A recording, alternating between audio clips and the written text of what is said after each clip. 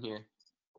Hey there, this is Group 1. This is Drew Daniel, Shanetta Toure, and Tanya David, and we are about to present our midterm exams from the Management of Organizational Behavior Hersey and Blanchard book. And so I'm going to do a screen share here. We all collaborated via Google Slides, which is a wonderful tool, but kind of elected to have a master of certain chapters. So I have chapters 5, 7, 8. And then Shanetta has the next 3, and then we'll end with Tanya. Let me do a screen share real quick. Okay. So there's the book, Management of Organizational Behavior. I have 5, 7, and 8. Shanetta will do 9, 10, and 14, and then we'll end with Tanya, 15 and 18. So this book is all about managing adults, and it's not specifically just related to education, but one thing that is a common theme in all these chapters is situational leadership and adapting your leadership style. So I'm going to go ahead and get kicked off with a quote. Can you guys see my screen that I'm sharing right now? Yes. Yes. Wonderful. So I guess I'll probably leave us up like that and just there. So I'm going to start off with a quote. It's not the strongest or the most intelligent who will survive, but those who can best manage change. And I think that encompasses, the chapters that we were focusing on here with adaptive leadership. And also, as I kick off chapter 5, I told you guys I like to listen to my TED Talks. And so I have a TED Talks here, just 30 seconds of it. When we feel safe inside the organization, we will naturally combine our talents and our strengths and work tirelessly to face the dangers outside and seize the opportunities. The closest analogy I can give to what a great leader is, it's like being a parent. If you think about what being a great parent is, what do you want? What makes a great parent? We want to give our child opportunities, education, discipline them when necessary, all so that they can grow up and achieve more than we could for ourselves. Great leaders want exactly the same thing. They want to provide their people opportunity, education, discipline when necessary, build their self-confidence, give them the opportunity to try and fail, all so that they could achieve more than we could ever imagine for ourselves. All right. So this guy up above, I forget his name, but he manages a company called NextJump. And in the TED Talks, they go on to talk about NextJump a little bit. And I guess something that I thought was interesting about this guy's company is that when he hires someone for this company, they cannot be fired. It's a huge company, but when they hire someone, he's making an agreement that no matter what happens, he's going to adapt to make sure they get what they need to succeed.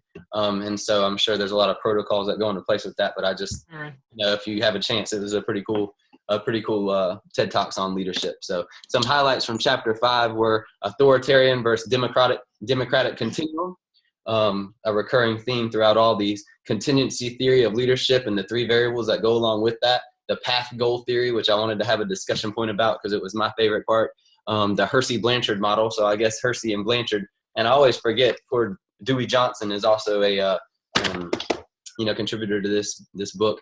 And then how they have task versus relationship behavior with a 3rd variable in there as well, and then talk a little bit about consistency models. So first we're going to talk about authoritarian versus democratic continuum, and this is based off of Tannenbaum-Schmidt's leadership patterns. So authoritarian, I can relate to King Joffrey down here.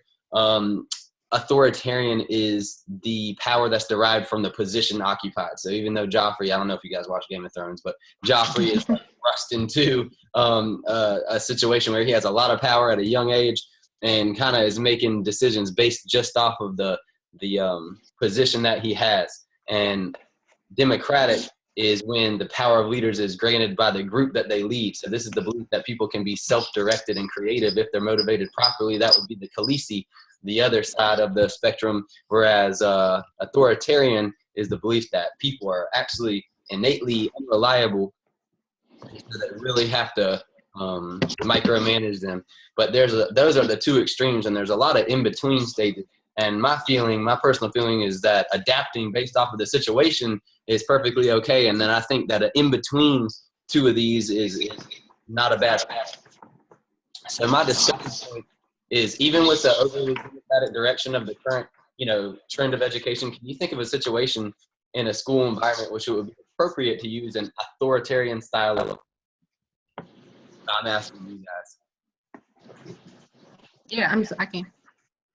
Yeah, me too. Yes. So, I'm we've like, talked about it before. yeah. Go ahead, Shanetta. I'm sorry. No, I'm sorry. No, I think there's situations where you just have to kind of lay down the law. Like if a teacher was was spanking a student, you walk in, you see a teacher hitting a kid. Yeah. No. Right. That's not a debate. That's not a. I think there's times you have to use that style. I think that's why it's situational. Depends on the situation. Negligent behavior or people who Yeah. certainly just shouldn't be in education, you're going to have to kind of, pretty much go in with that authoritarian style. But for the most part, we're going to be in between democratic. A bit more. So the next piece is the contingency theory of leadership. There's 3 variables that come from Fred Fiedler, who is known as the father of the contingency theory of leadership. And he suggested that there's 3 major variables that determine whether a given situation is favorable to leaders. That would be the personal relationships with those people that they're going to lead, the degree of the structure of the organization, and the power and authority that comes with the position.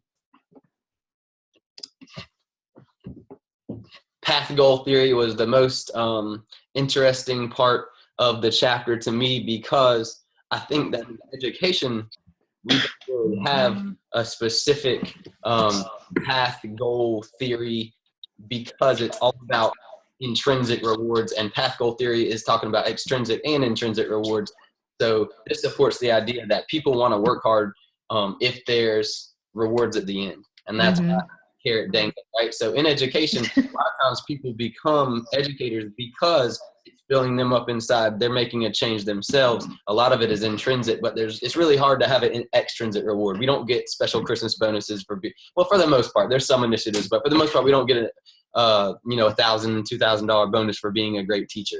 You don't get your Christmas bonus. So I think, what are some examples of some rewards and payoffs from educational leaders in your experience? In mine, it's mostly intrinsic, personal notes from principals, emails out to staff that let people know that, you did a great job. Shout outs to, mostly just recognition, I guess, is the best way as future administrators that I think we can provide some type of reward to the staff members. So I was wondering if you guys had any examples. For me at our school, we do my principal, when teachers go over and beyond the call of duty, and it may even just be doing bus duty, or if they don't have to, or doing lunch duty if they don't have to, or being present, a lot of times, or when they're doing walkthroughs and stuff like that. If teachers are showing something that's over and beyond what he's asking for, and just demonstrating, great quality, great team player, he just started where he gives them a certificate. And it's at our staff meeting, just to say, hey, thank you for a job well done. So it makes that person feels appreciated, and somebody is noticing what's going on. Very nice. So it's almost like a PBIS for adults. For adults. Yes. Yeah.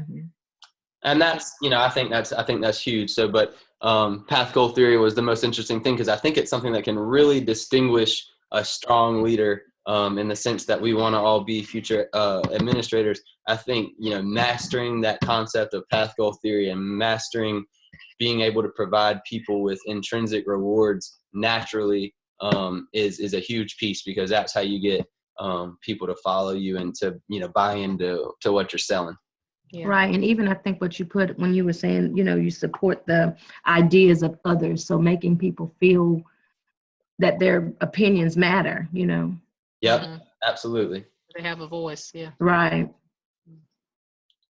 Interesting. So good. So the next piece is the Hersey Blanchard model. I wanted to put it in there because they did have, since they were 2 of the main authors of this book, and they contributed to a new model, they developed the tri-dimensional leader effectiveness model. So they added the effectiveness dimension, whereas before the 2 dimensions were task behavior and relationship behavior. Mhm. So it's important to go ahead and talk about what those are. Task behavior is the way that leaders define roles and communicate jobs that have to be accomplished. And then relationship behavior is providing social and emotional support and facilitating behaviors and building independence and high performance from your employees through like personal relationships. So I think it's difficult to be a leader who has mastered both of those behaviors. But what Hersey and Blanchard did is come up with a continuum that shows the effectiveness of those who are able to perform both. So I did have a piece of advice from a principal. It's the highest performing middle school in Wake County, which is where I teach. I talked to this principal last week, and I just asked her for some advice. And she said that she wished that she had more training on counseling and support for her staff. Mhm. Because one of her main jobs, unbeknownst to this leader, is to facilitate the personal needs of the staff and be an active listener. I was kind of going on a walkthrough with this person. I hadn't met her before, and everywhere we walked, somebody grabbed her.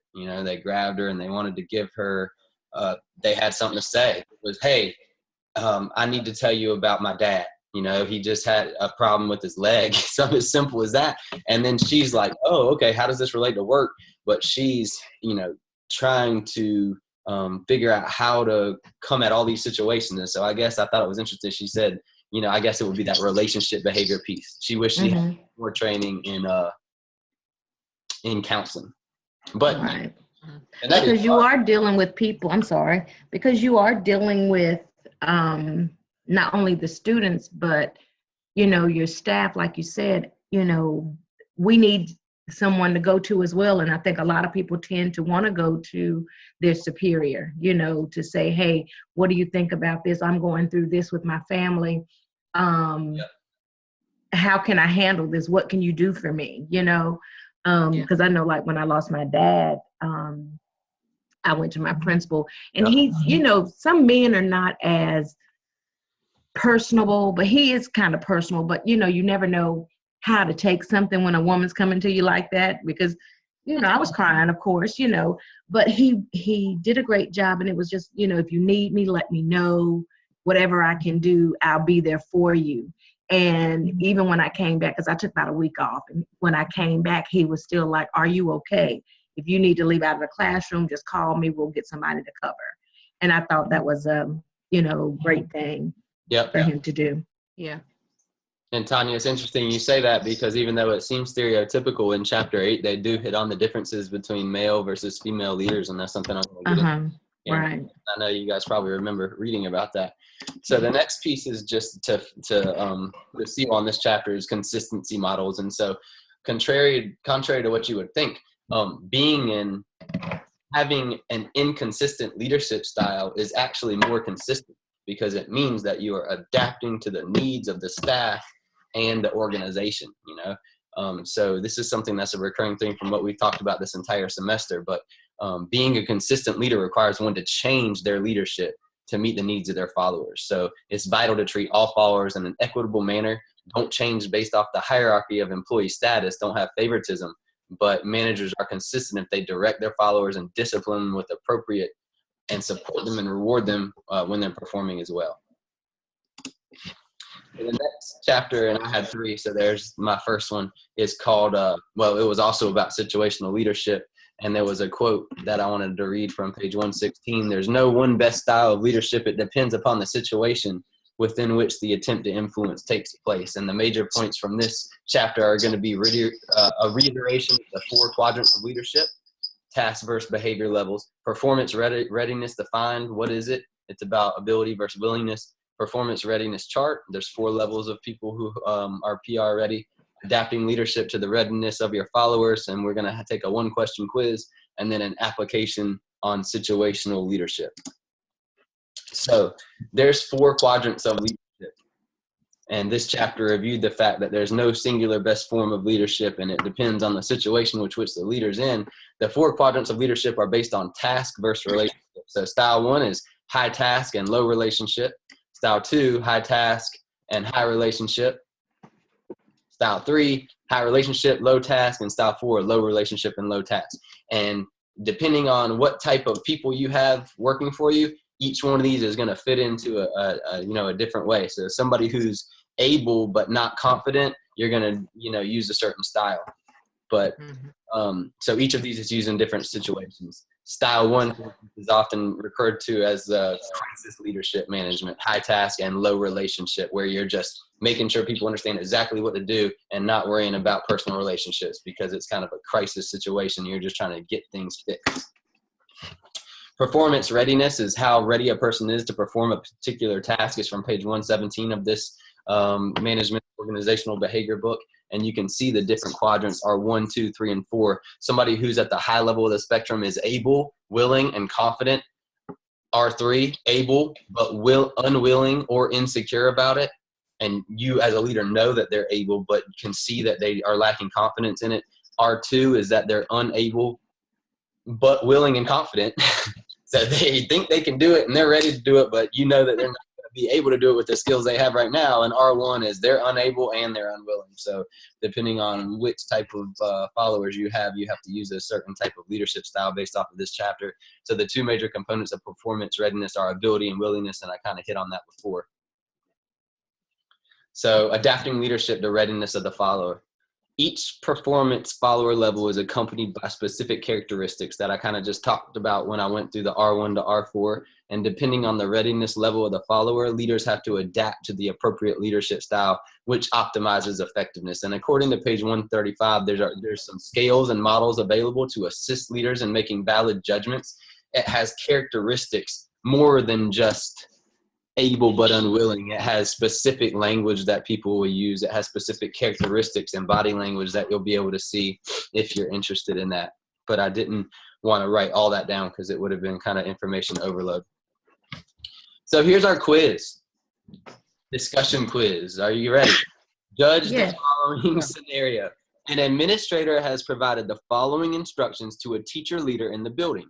Which level of performance readiness is the teacher? R1, R2, R3, that should say R3, or R4. And remember, R1 is unable and unwilling. R2 is unable but confident.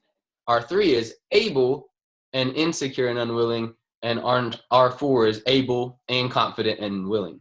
So here's what the principal says. I need you to write a grant to get funds to remodel our media center. This is going to provide our students with the ability to have more creative spaces to learn. First, contact the architectural firm. Then, complete some research on constructivist versus direct instruction. And finally, submit it to the Office of Grants. All right. Shanetta, you're up. What do you think? A, B, C, or D? Now you're saying how the manager is viewing the person? Yeah. Right. The question is, if you were the principal and you use that language With that person. What am I? Okay. So what type of person are you directing? Because, you would use a different style of language. Yeah. One of these. I think R4. I think I have a lot of confidence in this person because these are is multitask, what I'm asking for, and it's very involved. So I believe they have the skills, and I think they're willing, or I wouldn't come to them with such a endeavor. So R4. And I will tell you that is not correct. It is R2. That would have got that wrong too. Okay. You got one component of it, and I think it's tough because I completely can't. This is such a abstract situation that I just came up with, but it is R2. You know that they're unable if you just were to give them a broad spectrum, but they would be confident and willing. So you're coming to them with this crazy, write a grant, but they're unable without specific direction. So that was the piece about, you need to contact the architectural firm, complete some research on constructivist versus direct instruction, submit it to the Office of Grants, and this is the reason why. So that would look a lot different if it was a R1 person, and to a R4 person, it might just be like, hey, I want to remodel the media center, make this happen, So okay. Because when I was answering it myself, I said R4 as well, but now I see as well. Yeah, and I think I probably this situation, I wrote a grant for $50,000 exactly on this, so it probably makes sense totally in my mind. But you guys are like, remodel the media center, what are you talking about? So I don't know, to me, it just made sense. But anyways, Chapter 8, that was my second chapter, and the next one is chapter 8, perception and impact of power. This word perception. Here's the main highlights: power defined and position versus personal reiteration. Selling yourself and establishing power. 7 types of power and how they relate to performance readiness. Men versus women stereotypes that I kind of alluded to before. The empowerment technique and power perception profile. So first of all, what is power? And from page 141, influence is the key word. If you have power, you have the ability to influence others. And you see my match picture down below. The ability to enact positive change. So I did link for Dr. Stedman my homework assignment from week 3, because this position power and personal power has come up several times in our assignments. So I just sort of copied and pasted from there. But position power is when you are placed into, a authoritative position. Say we go from intern to assistant principal. Automatically, people are going to look up to us for specific tasks, right? That's a power thing. Whereas personal power is you developing power amongst people based off of relationships. So maybe by being an intern, you have garnered a lot of support from people around you just by being involved in a school and being more involved in, having relationships with a lot of different people. So a leader needs to work at gaining both of these. I'm sorry. No, I'm sorry. I didn't mean to interrupt. But going back to where you're talking about the position power, so that would be something, an example would be like your PLCs, if you're the leader of a PLC or any advisors of different organizations. Am I correct there? Absolutely. Or like a department head, a PLT leader, anything where you're kind of in ink, on the paper, you are the leader of this situation. Right. That's why you are having that power. Okay. And then personal power is just through a selected group of teachers. That's right. From you garnering respect and treating people, having interpersonal relationships with people. Okay. So establishing power. This is all of us right now, okay? So when you have, or maybe especially a year ago, and there's Tony Montana from Scarface, right? So when you have little or no position power, you have to learn to develop rapport through personal power, because it's through this trust and confidence that an effective relationship can be built. So you started from the bottom, all right? You got to work your way up like Tony Montana, although he did I guess it's a terrible parallel here because he's like doing terrible things, but I just thought of, starting from the bottom, the world is his, but he had to develop relationships. And so do we in the school, much more positive way. All right. You got to find the people that you need to connect with. You got to get a niche that you're good at and let that thing be known. So this is the boat we're all in right now. And you got to work your way up the ranks through personal relationships and gain skills along the way. Climbing the success ladder requires a serious time commitment. Don't try it if you can't handle that time commitment. That's, and this is like, it sounds like it's me saying it, but this was in the book too. And this is going to require some confrontation. It's not as friendly at the top. Relationships are going to change. People's perceptions of you are altered. I've lost a lot of friends, not really friends, but just don't talk to people as much as I used to, because I have gone to the dark side in their opinion. I like that. So stay true to yourself and focused on the intended impact. I'm not really here to make friends. Okay. I'm here to help children. Everybody knows that's why we're doing this. Right. And you have, you have a job to do as well, and you have to make sure that you're following the rules and guidelines as to what has been set for you. Once you get to that leadership, even before you get to a leadership position, even as a teacher, with our students, I know a lot of time mine are like, Miss David, let us leave 5 minutes early or, a couple of minutes early. I'm like, guys, I'm still teaching. What is wrong with y'all? You can't leave, I said, we're teaching bell to bell. That's what my boss wants me to do. So that's what we have to do. And they don't understand that, this is my job. And this is, if I don't, I'm going to get reprimanded for it. So as I think teenagers, they don't understand, a lot of them don't work, so they don't understand, hey, you have things to do, that your boss expects of, and you have to do it. And like you said, I was just going back to, where you were saying you lost friends or whatever, but I know the students are not per se our friends. We do build that relationship, but a lot of them are like, well, Miss David, you're mean, but no, I'm doing my job. Right. That's a good point. And when you start doing these things, you can sort of maybe take the job more seriously than you used to when you interact with the people who you used to talk with, and so therefore they perceive you as being on the dark side when really you're just trying to. You're trying to. That's right. Yeah. Absolutely. So there's 12 tips that are in the book, and I really like this part when you're low on the totem pole, as we are, okay, because we want to network and we need to get an AP job. So hold on a minute here. Stay with free. So first is to learn the organization's language and symbols, talk the talk and walk the walk. 2, learn the priorities of the organization. What do they need? 3, learn the power lines. Who do I need to impress? Okay. 4, determine who has the power and get to know them, kind of the same as the one above it. Next, develop your power skills. Attack your fears. If you need to get better at instructional leadership, you need to work on that. If you need to get better at technology piece, you need to do that right now. Be proactive. Get better at your weaknesses. It's kind of the same as the one before. Assume authority. Take control of what you can. Take risks.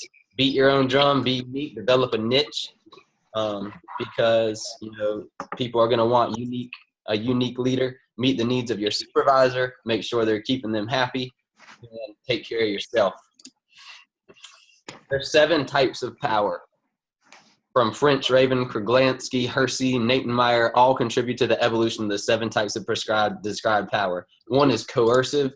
The next is connection, reward, legitimate, referent, information leader, and an expert leader. And all these things mean different, they have different characteristics. So matching the power style to performance readiness. The rest of Chapter 8 goes into detail regarding the best power match for the performance readiness of the employee based off of how able and willing they are. For example, the one that I alluded to before called referent power. If a follower feels that the manager will provide you encouragement and help when it's needed and believes that the manager is honest and displays integrity when the leader is leaning on admiration and personality to have an influence on others. This type of power is best suited for a level R3 performance readiness employee, those that are able but insecure, because you need to have a personal relationship with them. Men versus women leaders perception. In the book, it talks about how men are more often use organizational position power, and women, the perception is that they use personality, charisma, and hard work.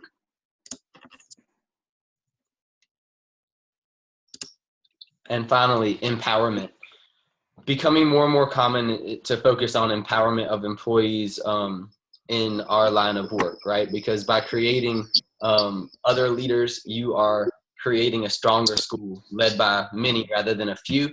And it also allows you to do things that only a leader can do by freeing up some time. But there's a lot of steps involved in doing this appropriately by empowering others. It's not as easy as it seems, and page 156 lays all of that out. And then finally, there's a power perception profile. It talks about a questionnaire and instruments that are used by the followers to determine what type of boss they would like to have. I'm sorry that took so long, but it's 25 slides there. So whoever, Shanetta, so you're up with chapter 9, and then we're obviously going to run out of time here in 7 minutes, and then we can move on to the next one, All right, sounds good. So I have chapters 9, 10, and 14. And 9 is about situation leadership, of course, is our entire presentation is, but it's about training and development, and it's about growing your people. Your people are your human resources, and managers should be acknowledged, recognized for growing their people. And I put in quotes, managers need to devote time to nurture their leadership potential, motivation, morale, climate, commitment to objectives, decision-making, communication, and problem-solving skills of their people. So, and I have the bottom, teaching, training, coaching, mentoring. Grow your people. That was the gist of that slide. Very nice. And then in increasing effectiveness, we want to look at increasing the effectiveness of our workers. So research performed by Likert found that employees generally respond well to their supervisors' high expectations and genuine confidence in them. And they try to justify this by meeting those expectations of the supervisor. So, and there's research that shows what a manager expects of his worker. and how he treats the worker will largely determine their performance and career progress. Characteristics of superior managers is that they're able to create high performance expectations and the workers fulfill them. Whereas the opposite of less effective managers, they don't develop this expectation, and it's a self-fulfilling prophecy. So if you think low, you get low, basically. Workers usually do what they believe they are expected to do. And then the next one, it kind of goes into 2 different cycles, effective cycle and ineffective cycle. Effective cycle is when people respond to high expectations of their managers with high performance. Ineffective cycle is exact opposite. When people don't have low input, when they feel like their feelings are not taken into account. After a while, the employees can get resentful, and so they have low performance. So low expectations lead to low performance, and it's a vicious cycle. Kind of repeats. At the bottom, I have kind of figures of both of them. The effective cycle and ineffective cycle, it just tells more about it. It's a spiraling effect for effective cycle. So when you have high expectations, it results in high performance, which reinforces the high expectations and produces even higher productivity, which becomes the upward spiral effect. And the exact opposite happens with a low spiraling effect with low expectations in the ineffective cycle. If that makes sense. Mm-hmm. And then the next slide.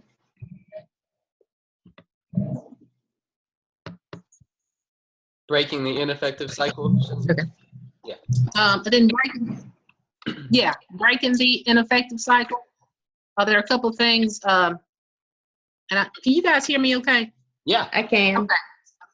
Okay. There's a couple of things you can do to break the ineffective cycle. Sometimes companies will bring in a new manager. This way it kind of like cleans the slate. I guess bringing a new AP or bringing a new principal into the environment. This way the workers feel like they can be heard. This is a new face, a new person, a new chance.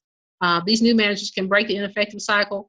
They can fire the low-performing people and hire people that they expect to perform well, or they can respond to low performance with trust and high expectations. It is difficult to break the cycle no matter which choice you choose. There are 2 cycles that managers can use for change or to maximize task-relevant performance readiness of their people, and it's developmental or regressive cycle, which we'll talk about in the next slide. Okay. Developmental cycle, it's really anything that a manager does to grow their people, anything they're doing to try to help them to increase their present performance is basically developmental cycle. So if managers develop their people and their followers at high levels of performance readiness, then the followers can take over the traditional day-to-day management functions, and the manager can look at long-term strategic planning because they have grown their people where they're able to be leaders themselves. And the next slide, I'm going fast. Developmental cycle continued. A manager must determine the responsibilities and objectives of employees. You have to decide what do you want to influence. And then when you decide what you want to influence, you have to decide, well, what makes good performance? It has to be specific. You know, what are you looking at? And it needs to be clear to the manager and to the employee. There should be no guessing. The manager must determine the current level of their people. You need a baseline so you can determine their growth. Okay, so let's go ahead and stop this one, and then we'll go ahead and hop on to the other slide. Okay, so I'm just going to end this meeting, and I'll meet you guys at the other link that I sent. Okay. Okay?